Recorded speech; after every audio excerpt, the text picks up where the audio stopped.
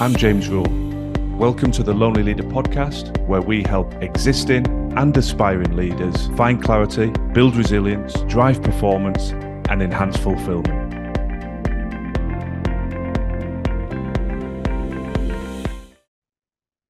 Today, we're talking about another leadership essential, and that is humour. You'll see on the podcast, there are a number of episodes where we've covered other leadership essentials, the likes of delegation, authenticity, courage, and humour is the latest in that series. Now, as you'll have heard me say on previous episodes, these are drawn very much from my lived experience operating as a CEO and seeing how these traits enhance my leadership style.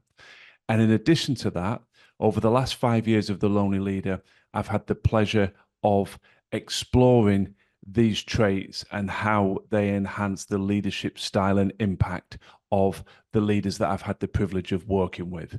And when I combine those two elements of research, I am now 100% certain that these are essentials that every leader should incorporate into their style in order to maximize the impact they have in their leadership role. And humor is one that I'm particularly passionate about because I look back on the early tenure of my first CEO role, and humor wasn't a part of my leadership style. I talked a little bit around this on the authenticity episode, but I stepped into that role at a relatively young age. I was in my late 20s. My predecessor was a lovely man, but he was in his 60s, and I felt like I had to very much ape his style and mannerisms in order to earn the respect of my colleagues and the people that I was leading. But eventually, it didn't take me too long, but over a period of months, I realized that I was doing myself a disservice. I wasn't being authentic, and I needed to really lead with authenticity. And a key part of my personality, in my personal life, in my family, has always been humor. And therefore, I made a conscious decision that I was going to allow that to come to the fore and be part of my authentic leadership style. So today I'm going to talk about 6 benefits of humor, because there'll be some of you out there saying, well, what's this all about? Are you just going to turn into a stand-up comedian, cracking gags and entertaining the staff? Is that really the role of a leader? And that's a fair challenge. And obviously it's a somewhat flippant example, but I want to alleviate some of that cynicism by saying, well, no, there are some fundamental benefits as a leader that you will get if you can bring some humor into your style.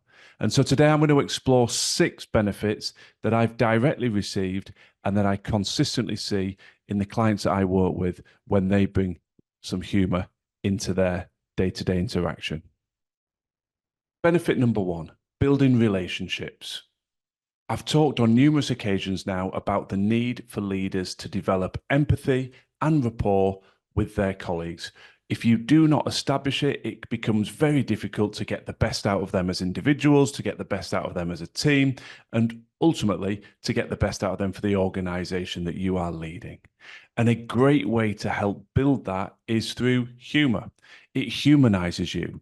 There's a lot of formality and stuffiness sometimes around hierarchical structures. And when you can show that you have a sense of humor, and particularly self-deprecating humor, then it just helps lower people's guard, build deeper relationships and connectivity, and you get a lot more out of them as a consequence. And it's not just about leader into team. You want an ability for people to bring their sense of humor to their peer-to-peer relationships. It builds stronger bonds between team members as well. And those bonds are essential, particularly in times of adversity and challenge. The closer knit teams, the teams with a better level of connectivity, are far more resilient at being able to move through challenge and adversity and support each other through those processes if they've got a deeper bonds. And humor and being willing to show some humor and some of your personality is a fabulous way to develop those bonds. A second key benefit of humor is it suppresses fear. Now, we're all human. Fear and anxiety will raise its head at some point in our professional roles or personal lives, and invariably it'll raise its head pretty frequently. Now, the challenge with fear is that it tends to lock us in a negative cycle. We get into a habit or a pattern of continually talking about our fears, expressing them to peers, to colleagues, to loved ones, and then they give us a response or a comment and we re-express it to somebody else, and we just go on this vicious cycle, this downward spiral of negativity. And where does that tend to put us? Well, it tends to put us into a state of procrastination. We're no longer taking action, and the difficulty with this is it's almost a self-fulfilling prophecy. The more you're fearful of something and the more you get locked in procrastination, the less action you're taking, and ultimately your performance will suffer. And so some of the things you do fear, actually you help them to manifest because you're doing very little to move yourself forward. Now, when a leader can show humor, particularly when the pressure is on, when there is adversity, when there is stress, it brings a sense of calm. It gives people around the leader a sense of, well, they're not losing their head. They're not in a state of panic or a frenzy. They've still got an ability to find some humor in the situation. It may even just be some dark humor, but nonetheless, going back to our first benefit, that humanization of you as a leader, if you can create calm in times of stress, then, surprise, surprise, your team are no longer locked in procrastination and a fearful mindset. They actually feel emboldened to say, well, my leader's calm. If she's calm, I can move forward. Let me take action. And actually, those worst case scenarios are often mitigated because instead of being locked in inaction and procrastination, people are doing things, taking action, and moving the team forward and through the period of adversity. One of my heroes, I suppose, if you will, when it comes to leadership was Winston Churchill. I've used him as an example in a multitude of episodes now. He features in the Leadership Essential episode around courage, for instance. When it comes to humor, he was famous for weaving a little bit of humor into his national addresses at a time when the British public were riddled with fear, and understandably so. There were air raids and bombing campaigns taking place, and the whole fate of the country felt as though it was resting on a knife edge.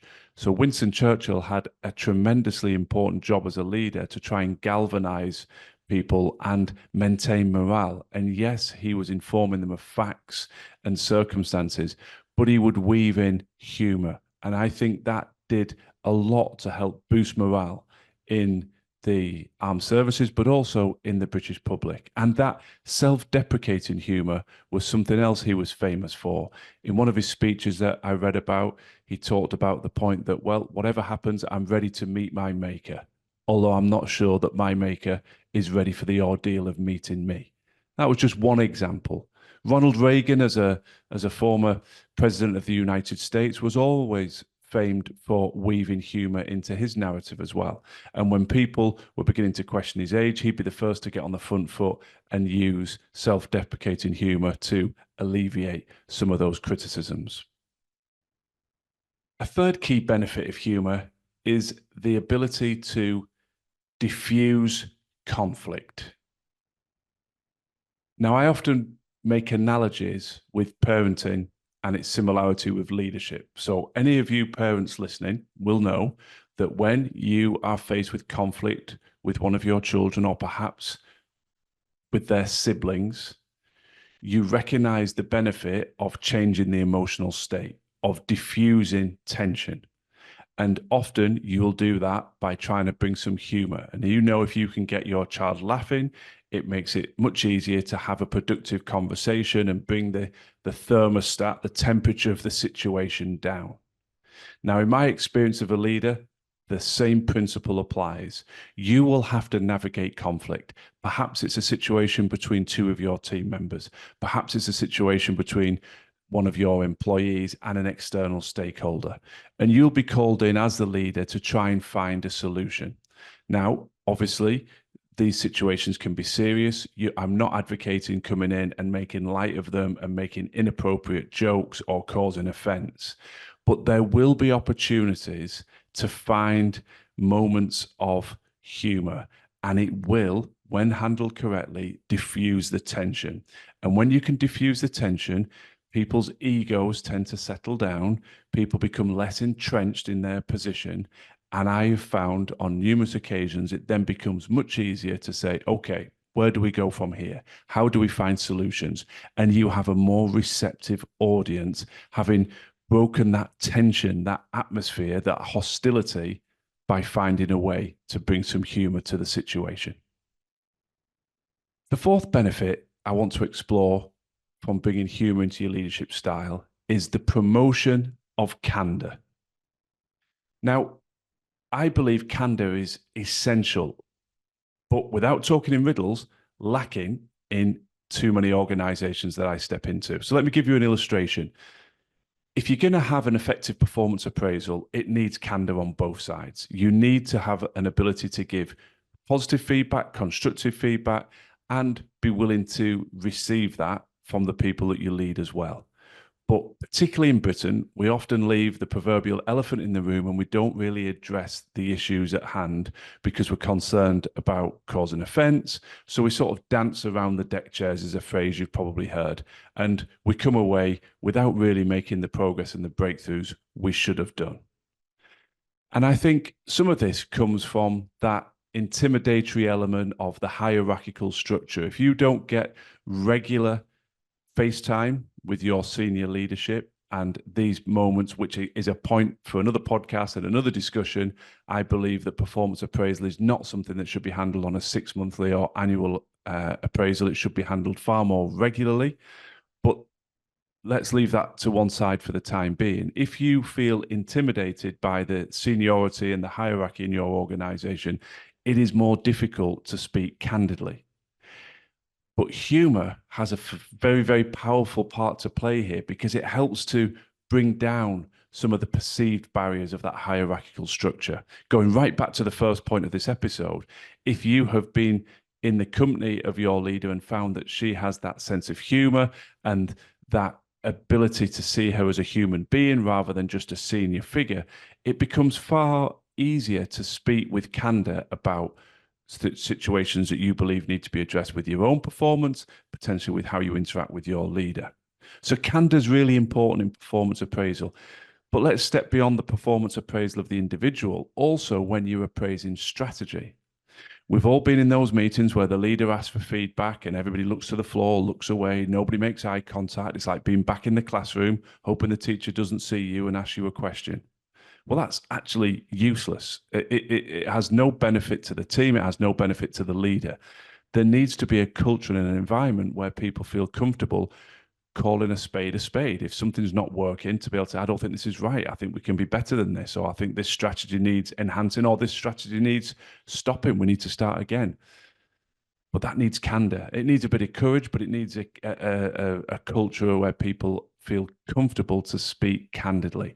And again, I believe if humor has been used, deeper bonds and relationships have been created, the humanization effect has taken place with a leader, you are far more likely to get a close-knit, candid team that are willing to give and take positive and negative feedback in the spirit that it is meant.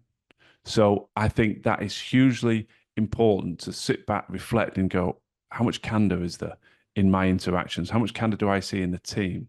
Well, if it's lacking, perhaps an introduction to humor would help improve that situation. Benefit number 5, boosts creativity and productivity. Once again, I make no apology for stating the obvious. If you have an environment of fear, if you have a leader that brings a very dictatorial leadership style, then it stifles creativity and productivity. I don't believe anybody responds well to an environment of fear and ruling with the proverbial iron fist. As you've heard me elicit a number of benefits of humor today, and reiterating the fact that I'm not talking about just a complete free-for-all where everybody's just on a permanent social and telling jokes and funny stories and anecdotes. I think you understand the principle of where I'm coming from. But this ability to create a more relaxed, more harmonious working environment where people can be authentic, where there is a little bit of humor, has been proven in a whole range of different research papers to improve productivity. People feel less under pressure, they feel less fearful, and with that, it opens up their creativity, their innovation. So, strategy is enhanced, design, all those nuances that creativity feed into are improved, and it's just a better environment to be a part of. And that takes me into my final point. There's a little bit of similarity between point number 5 and point number 6, but enhancing the culture of the organization. What do you want to build as a leader? Because the reality is, whether you accept the challenge or not, you are the cultural architect. You start the process of setting a direction of travel and what you want your culture to embody, and you have an ongoing maintenance role to play through your words and your actions. It's all well and good having mission statements and keywords on the walls of the office, but people look to the leader and they look to his or her words and actions to see what values they are portraying and what the culture really means. So if you want to create that fearful environment where people work in silence, head down, nobody shows the real personality or any sort of authenticity, then that's okay. But you won't get the best out of people. If you are willing to be authentic, if you're willing to bring some humor, if you're willing to foster those deeper bonds, you are going to get far more productivity, far more creativity. And I would hope you can look around and say, this is a culture I'm proud of, where people enjoy coming to work, where people feel they can contribute, where people feel they can be candid, where they are improving and getting the best out of themselves. I am hopefully getting the best out of them as a leader, and the organization is undoubtedly benefiting. So I hope when you wrap these 6 points together, it will encourage you to find ways to bring some humor into your role. And for those of you that are saying, well, I hear the benefits, but I'm just not a funny person, start small. I'm not advocating you to become a stand-up comedian, as I said earlier, but you will find opportunities to bring a little bit of levity and to humanize yourself in the wider eyes of the organization. So I hope you've enjoyed this insight. Please do continue to your feedback on LinkedIn and the messages that you send. I really value that, and it does help shape my thinking to ensure that I'm creating content that is useful in supporting your ongoing growth and development. Thanks for listening to the Lonely Leader podcast. I'd be very grateful if you could share and follow if the content resonates. And if you're looking for additional free resource to support your continued growth and development, then please do check out our social media and website details in the show notes. Remember, quality leadership on the outside must always start within.